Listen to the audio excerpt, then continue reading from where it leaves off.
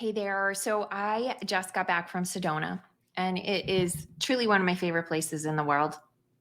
I always kind of have breakthroughs and insights while I was there. And one of them was that I've become a very judgmental person in my old age. I am 51, and something happened when I crossed over that 50 line. I think it's an amazing decade, but I just truly just have so many opinions about people. And I went into it really aware of this, and just intending to be watchful of it, right? And so, one of the reasons I love Sedona is that I really respond. I mean, I think every human does, but I feel the energy, especially at the vortexes. There's this just really powerful shifts that I experience. And that's what it is for many people. And it's sacred for people. There's also a what's called Stupa Park, Stupa, which is a very spiritual place. It is a Tibetan Buddhist monks are created this very large stupa, which I won't make the mistake of trying to explain to you what it is, but essentially contains the prayers of many people. It's blessed. It's essentially an altar.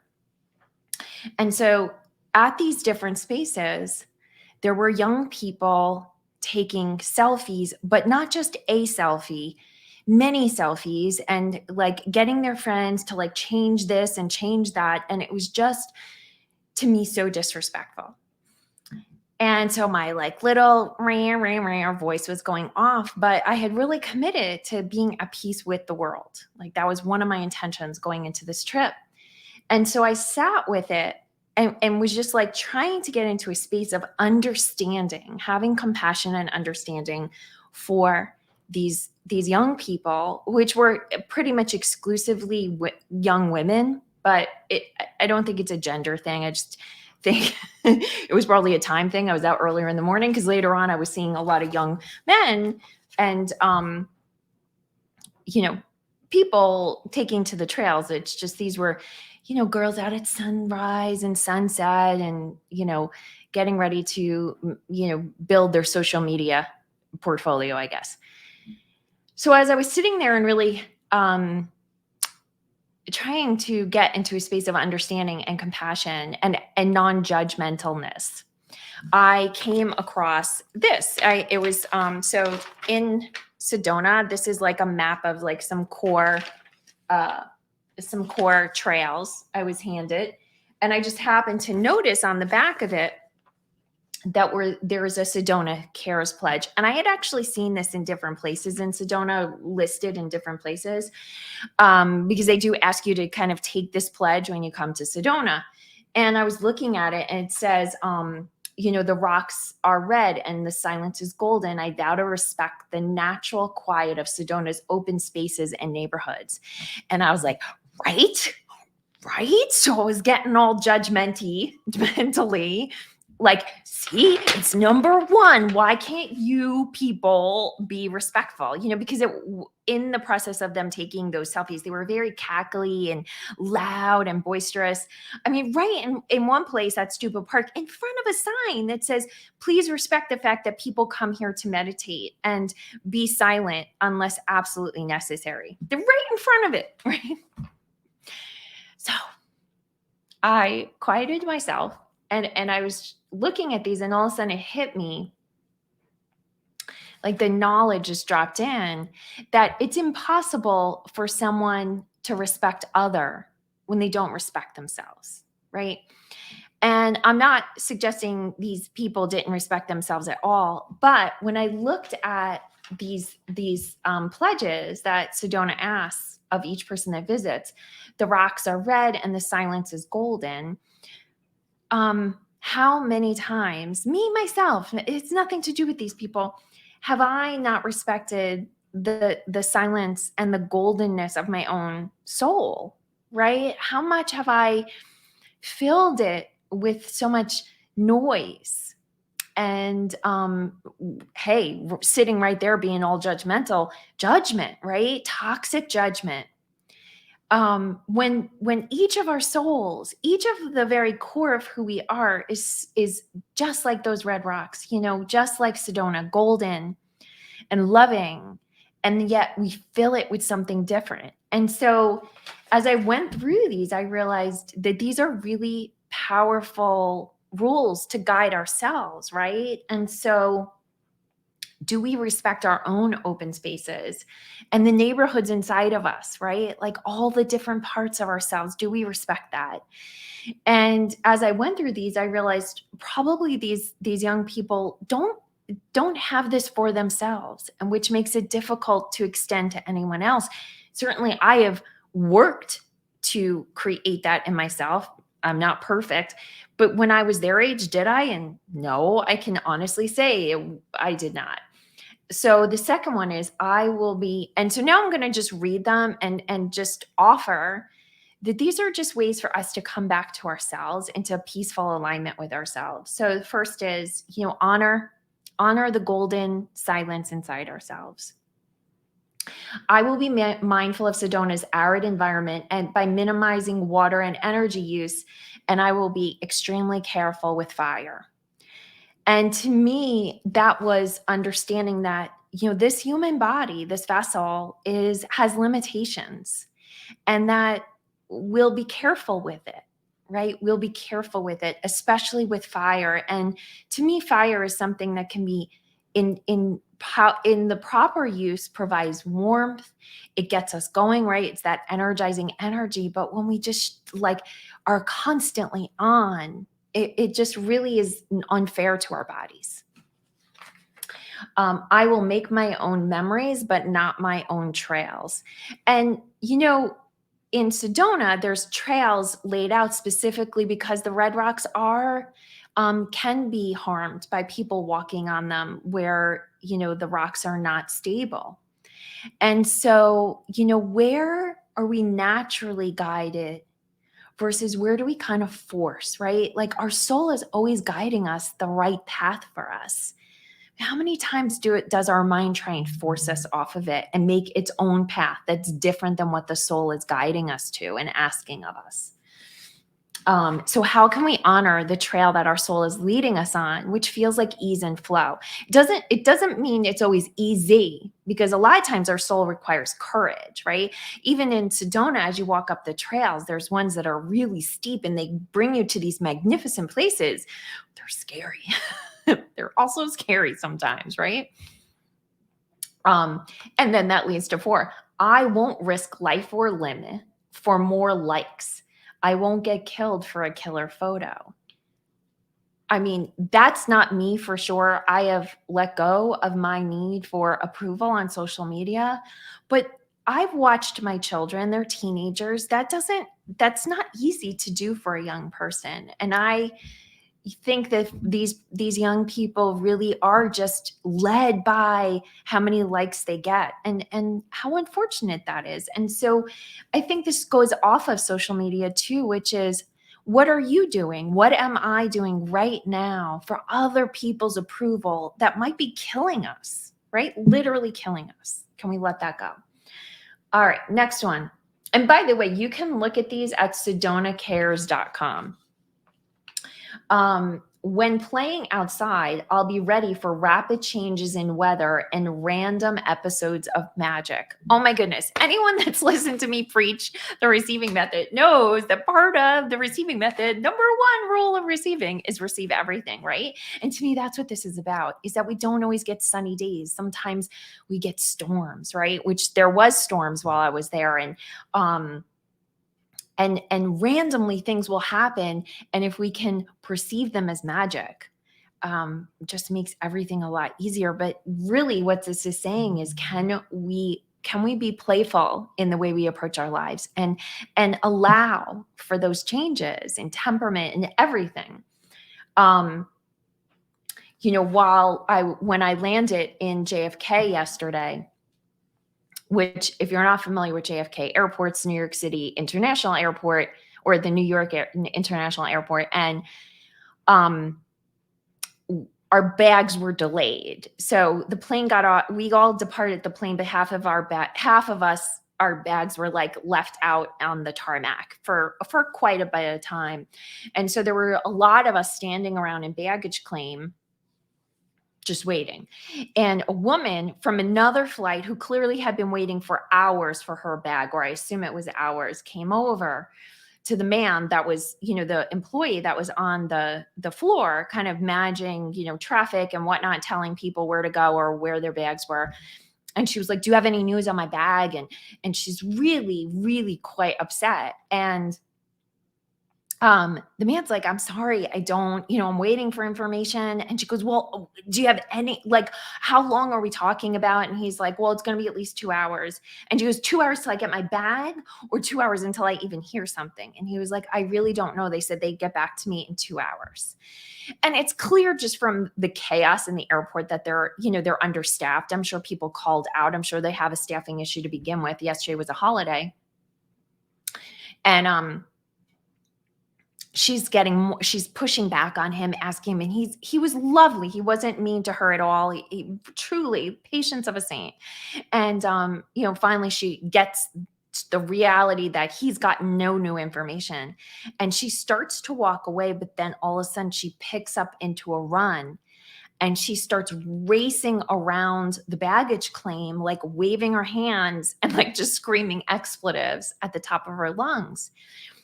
And the scene was so sort of surreal. But I understood it too. There's like a breaking point, right? And I don't know whether this bag was keeping her from a connection or a family event, or maybe she needed medicine I don't know what her reason for being that destroyed by this delay was, but she was clearly at her wit's end and really, going, really losing it. And I've been there before, maybe not screaming. I actually said to the person next to me, "Yeah, I think we've all been there before." And he goes, "Well, I don't know that I've been there." He's like, "I've been there up here." And I guess that's really what I felt like. I've never run around an airport waving my hands, screaming expletives, but certainly I've been in the position where something has put me in that space, right? And that's because we don't allow the weather changes. We want the weather we want. And when we get weather we don't want, we're upset, right? And going with the weather changes really makes life a lot easier. Leave no trace and pack out trash. And that's really about whatever you bring into Sedona, especially the trails, bring it out with you. I mean, that's a basic rule of thumb anywhere when really it should be everywhere, but definitely when you're out in nature. But I think that also goes with our energy, right? If you're going into a situation, a relationship, an engagement, and you bring yourself into it, make sure you bring all of yourself out of it, right? The good and the bad, meaning you don't hand out your energy like it's candy on Halloween to take care of other people. Also, don't dump your stuff on other people, right? And there's learning how to manage your energy is really what that's about. By the way, I am not perfect at this, but I just thought these were all such beautiful, like, sort of guideposts to come back to our center and really give us a space to live from a healthy and peaceful place. Carving on trees or rocks, stacking stones, or defacing environment diminishes nature's art. And I think this is a rule of thumb for kind of like where we live, how we treat our own property, how we treat any space that we live on.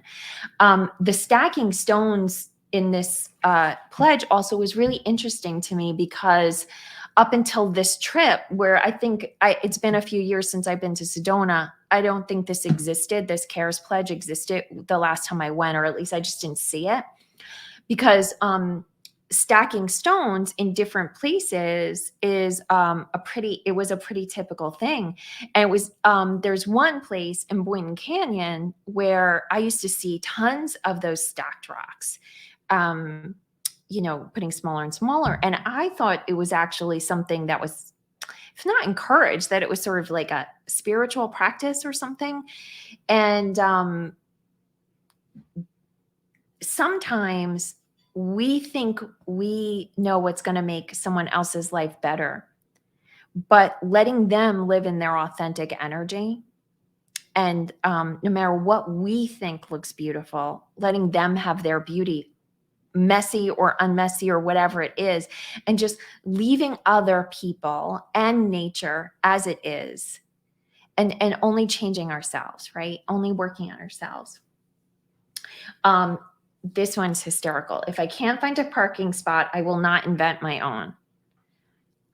Let me tell you, people did not get that memo while I was in Sedona. People were creating their parking spots all over the place. But I think this goes with like the way we use our time and energy. And sometimes we have so much that we can reasonably get done in a day. And so often we try and squeeze something in where it doesn't belong, get a little extra done, right?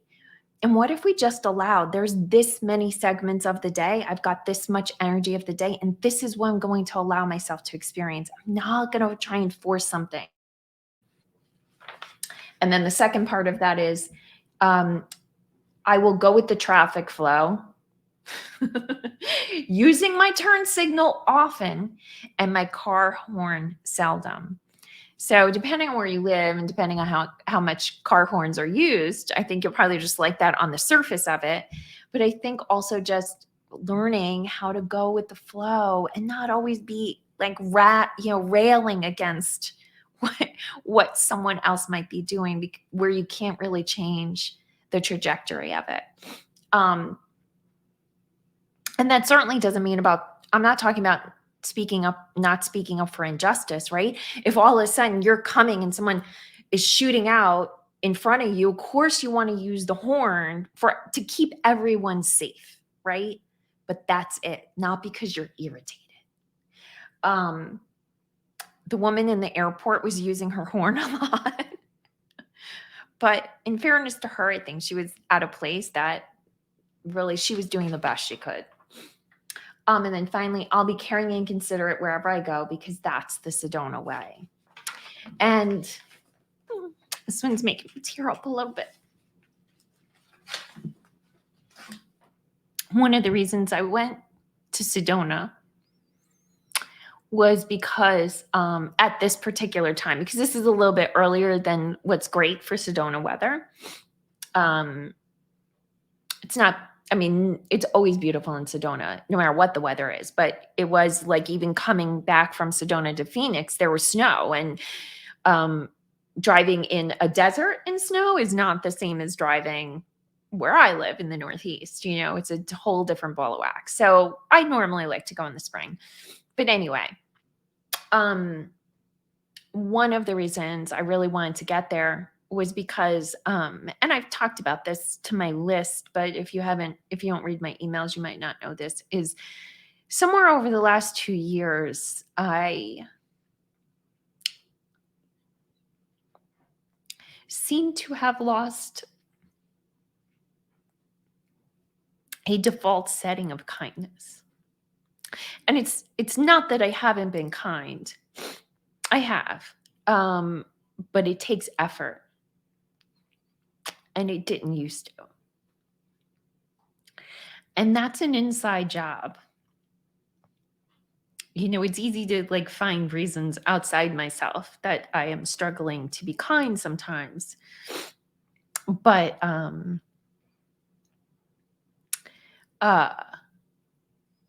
it used to be natural. And I'm so happy to report that, oh, Carol, thank you. I love you too. That when on my way back, I found myself back there, like having kindness being a natural setting for me. Like I didn't have to effort at it. Despite the messages I just gave you about being so judgmental of these young people taking selfies, by the end of the trip, I was no longer feeling that because I had dropped into a place of compassion for them. to be so driven by social media's response to them, that they were in this holy place, truly holy, and they couldn't even get to experience it that way. And I really felt compassion for them. And compassion and kindness are very tightly linked. And it starts with ourselves. If we don't have compassion for ourselves, if we don't have kindness towards ourselves, we can't have it towards others. And on the ride home, on the flight home, the woman that was in my row, so I was in a three-seat row and I was on the aisle. This woman's husband was between us, and she had the window. And I was actually sitting in the row 33, and 33 is always sort of my spirit guide's message of like the way that angels light up around something gets lit up when I see the number 33. And I was seeing it all through this trip, and it's just, they're here, they're with me, they're like kind of giving me high fives. And so when I realized I was going to be in seat 33, like in row 33, I was like, oh, just another sign. Well, the woman ended up being sick and throwing up through the entire flight. And she felt terrible, and she kept apologizing. And the flight attendant came over and said, I'm so sorry. We only have one other seat on the plane, and it's a middle seat. It was between two pretty tall men. And not that I even cared that much. I really wasn't looking, but like I wasn't, it wasn't like a more opportune place. But I realized out of all the people that could have been sat next to, in this row, it was beautiful that I was, because I really wasn't affected by it, other than to have just my heart go out to her. I mean, just constantly having to get up and go. And we had hit a bunch of turbulence. So she was trying to stay in her seat, but clearly just wanted to be in the bathroom, had to keep asking for vomit bags. Like my heart went out to her. And the flight was like 5 hours. And when we landed, she said, thank you so much for being so kind.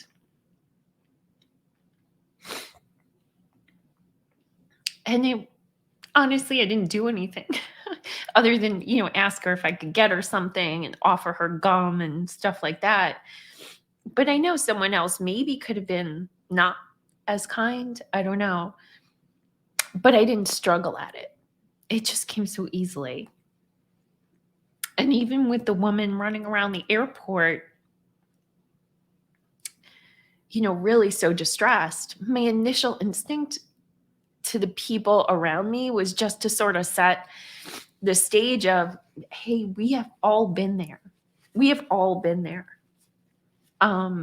Maybe we didn't get to that place physically, but we've all been there, And I didn't have to force myself there. I dropped in.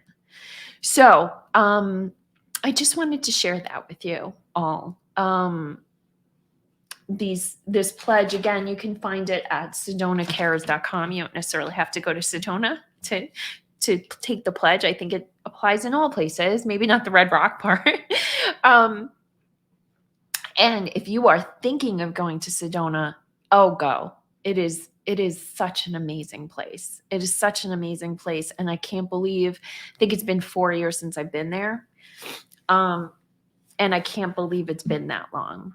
So that's all that I have to offer you there. I hope you have a beautiful week. And I send you my love.